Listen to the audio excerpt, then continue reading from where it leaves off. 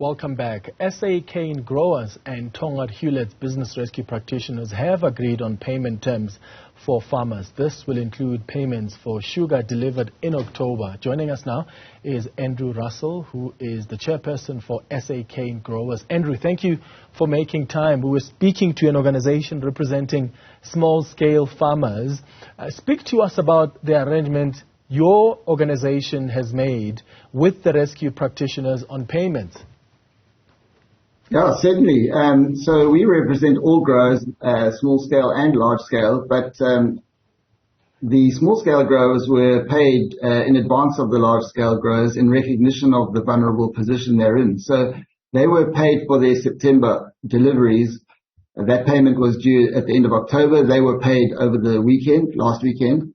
And the arrangement with the large scale growers is that they were paid on Tuesday and Wednesday this week for the deliveries that payment was due at the end of October. So that's a good step forward. The business rescue practitioners have also committed to pay all growers the full amount that they're due at the end of November, but that payment will be made in two parts. The small scale growers will get all of their payment on the 28th of November, and the larger commercial growers will get half of their payment on that day and half of their payment 2 weeks later. So there's a lot of reassurance around the fact that they will get paid.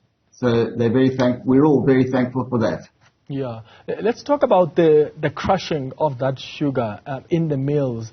That had been stopped, and I know that there have been negotiations that it resumed. How did those go? Yes, the mills have resumed.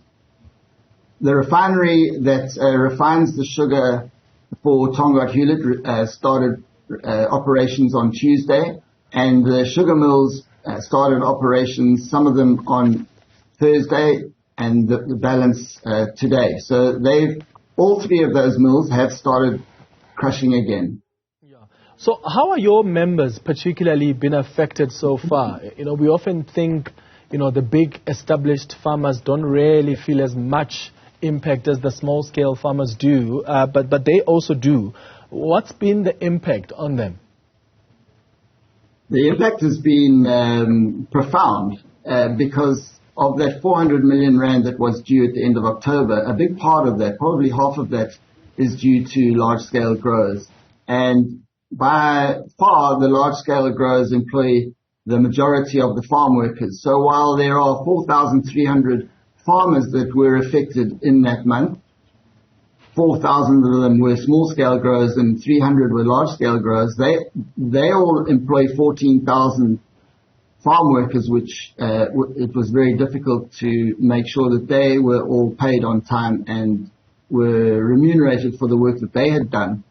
So the ripple effect is immense, because it's not only it's mill workers, the farmers and their farm workers. It's also all of the service providers and input suppliers to both the milling side and the growing side that are affected by this potential collapse of Tongaat Hewlett.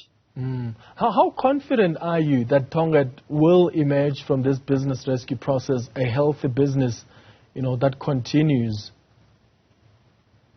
Well, the business rescue practitioners are very experienced at this kind of work. They have made commitments to the growers and to the industry, and they have met those commitments. So it's going to be a very difficult road. It's going to be a long road. I understand that they are still having difficulty obtaining the necessary finance to get the business up and running again.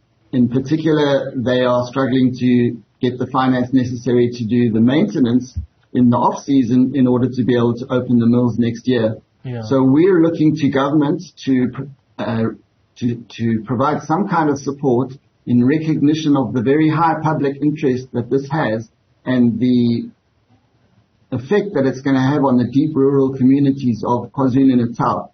It's going to require all of the stakeholders to pull together and work together to get those mills operational again. Yeah. I mean, the size of the impact on the entire industry, if this doesn't survive, is going to be unimaginable. And I know there have been efforts to sort of reverse the efforts to shield the local market from cheap sugar imports. You're speaking about the need for stakeholders to come together. Has there been meetings between the ministers that are responsible with the industry stakeholders yet?